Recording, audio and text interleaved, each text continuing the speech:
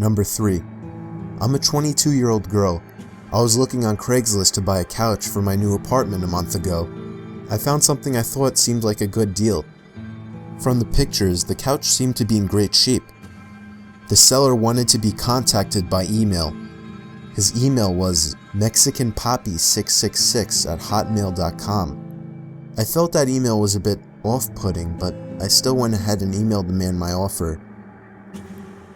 He responded within 5 minutes, accepting the offer and asking for my address. I honestly felt uncomfortable with his asking. I did not want a stranger coming to my house. I suggested that I just come to his house to pick it up, but he continually insisted that he come to my house.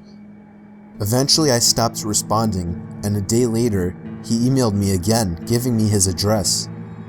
I didn't know if I should go at that point, but it seemed like a steal, almost too good to be true, and according to his address, he didn't live too far. So I got in my van and drove over to the seller's house. I immediately noticed that the house was a bit smaller than all the other houses on the block. When I rang the bell, a middle-aged man wearing a baseball cap answered the door. He gave me a huge smile and invited me in. I was immediately feeling uneasy. He led me into his living room, and I saw the couch. Immediately, I saw scuff marks and small tears in the couch. It was not at all in the shape that it appeared in the ad. I commented on this, and he just smiled and offered to lower the price. I told him I'm not interested, and here's where things started getting creepy. As I was making my way out of the house, he put his hand on my shoulder and offered to give it to me for free if I was willing to, quote-unquote, give something to him. I let out a disgusted gasp and got back into my car. I didn't even look up out the window. I just drove away from there quickly. But it doesn't end there. That same night, I was laying in my bed watching TV when I thought I heard somebody stomping up the steps of my porch. I muted the TV and was able to clearly hear the sound of somebody fiddling with my front doorknob. I jumped out of my bed and tiptoed over to the front door to look through the peephole, but whoever it was already gone. And then, I thought I could hear the sound of the gate to the backyard opening and closing.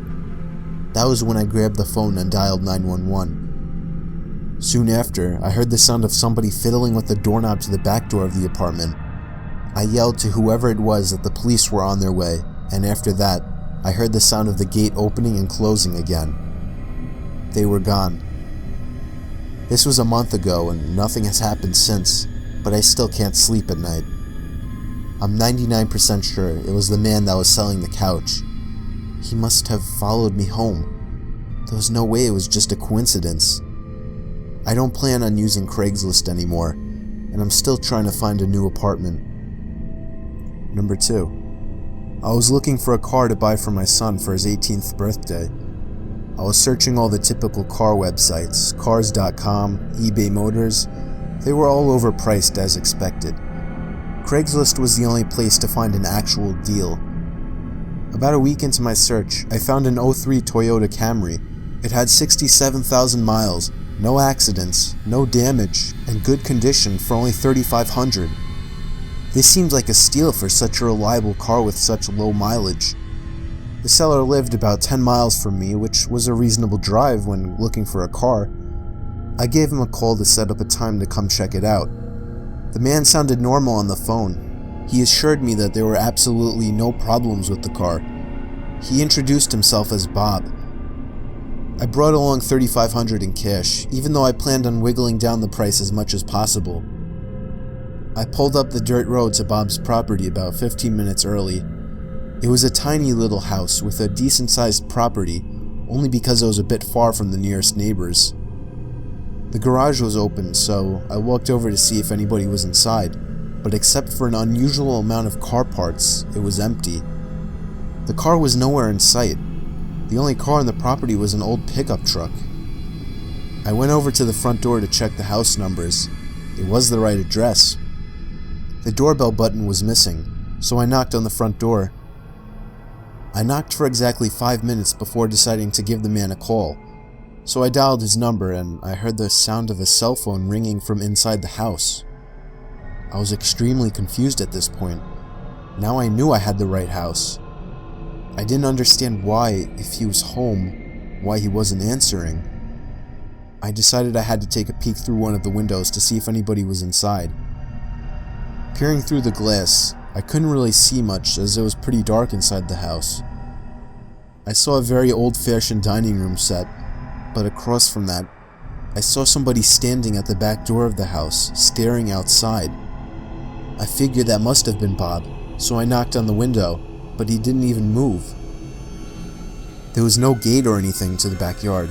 It was just a wide open yard since this wasn't a rural area. I simply walked around the house to the backyard. I didn't understand how he couldn't hear me. When I got to the back door, I made a shocking realization. The figure standing by the door was a taxidermied human being. I ran straight back the way I came and back to my car. I looked up one last time before driving off. The blinds to the window I had peeked into had been shut, but I could see two of the blinds bent open.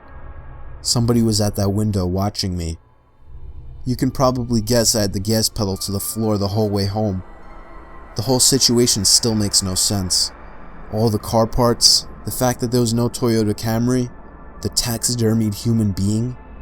The fact that there was no car there leads me to believe that whoever that man wasn't planning on selling me anything. And that also leads to the disturbing thought that I was very close to becoming a lifeless statue staring out that man's back door.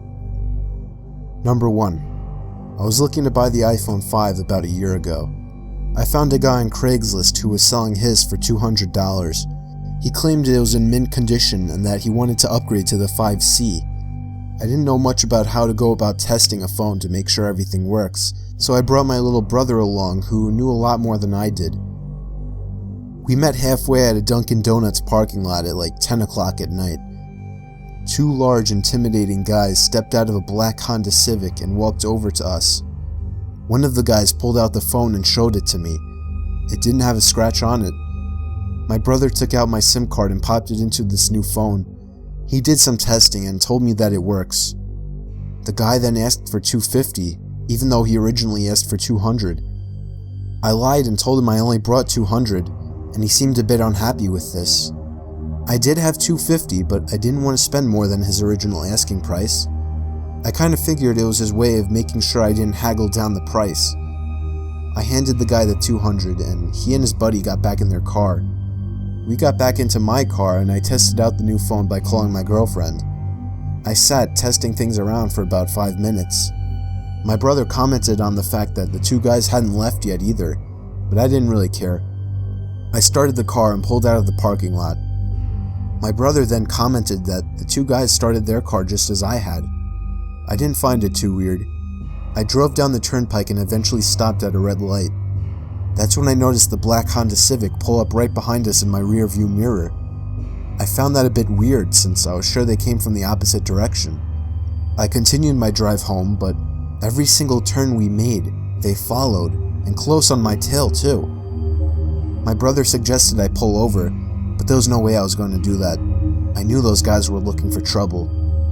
It got to the point where I was trying to lose them and started driving dangerously. If they needed something, they would call or at least honk their horn, but they were looking for some kind of trouble. I tried something risky to lose them. At an intersection, the light had just turned red. I floored it across the intersection before any of the cars would begin to pass. My brother shouted at me, calling me stupid and crazy, but it worked. They didn't follow. We got home after the extra long drive. My heart was still racing from the intensity of the situation. I was just happy I got a working phone for such a low cost. Later that night, I was playing around with the phone trying to set some things up before going to bed. My parents and brother were already asleep at this point, and just then, the sound of 2 car doors slamming shut outside interrupted me. I looked out my window, and I felt like my heart completely stopped. The black Honda Civic was parked across the street. I could only assume the 2 guys were already halfway to our front door. I immediately woke up my dad and explained everything as quickly as possible.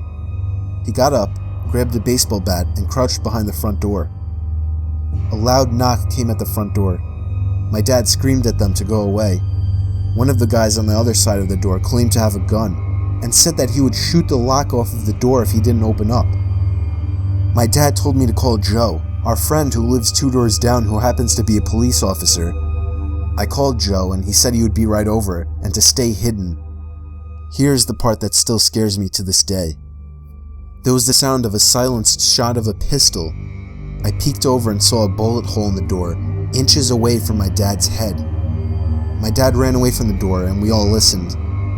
We heard Joe outside yelling at them to drop their weapons. My dad went outside to help when they lowered their guns. Joe arrested the 2 assholes. I have to say, this was the scariest day of my life, but it was also the best I had ever felt in my entire life.